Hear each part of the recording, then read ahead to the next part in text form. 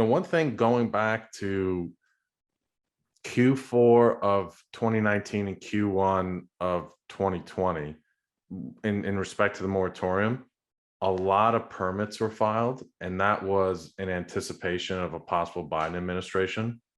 And what that ended up doing is muddying the waters a bit on historical permit conversion, if you may.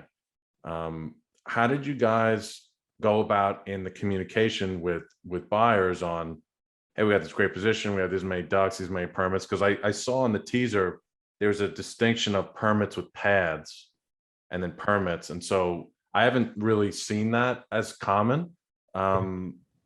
But that definitely, it's almost like a different category. Was that something that you guys had kind of worked up internally, or Yeah. with TPH? Because that's smart, right? Yeah, no, we did that internally, and furthermore, we did even more analytics on that issue. It's a really good question. So, for every permit, we saw if there was a pad built. Okay, that I'm not going to go into like how we do that and exactly what our underwriting mechanisms are for doing that, but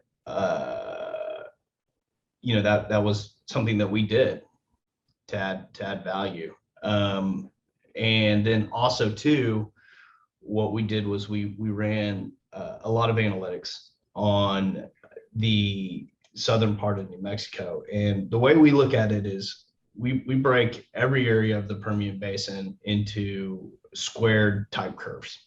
Okay, so call it Lee Southeast, Lee Southwest, Eddy Southeast, Eddy Southwest. And that would be like hugging the border of Texas. And then within those type curves, we break out total operator permits, DUCs, PDP, and then total operator rigs running.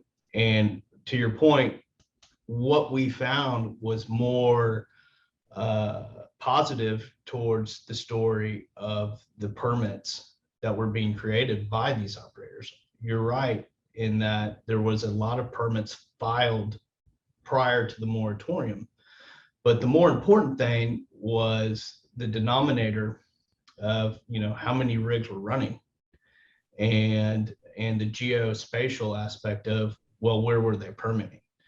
And so if you take EOG, for example, they have an absolutely insane amount of acreage in southern New Mexico, even up to the Yeso, but all the permits were in southern New Mexico, in our southernmost type curve areas. So if you're trying to, I do think that there's an element of front running the permits, obviously, right?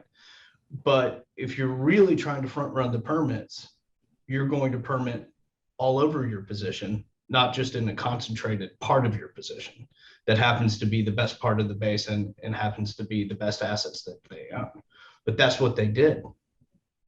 And the same story with Devon, and other operators as well. Like, yeah, they filed all their permits, but they permitted all their most important stuff, and the amount of rigs that they were running can cover those permits in a reasonable amount of time. So, these are all things that you might understand intuitively if you were to, just slap a colorized permit map and look at the operator mix at the same time. You're like, oh, wow, they're but then when you start, doing the math on the amount of rigs and what they need to do to get all that done, and then you put it in a slide deck, on 7 or 8 slides in your presentation, then it all kind of makes sense. So yeah, you're right, there was a lot of noise, but when you drill down on the different aspects of it, it's kind of noise you want to hear, right? So no.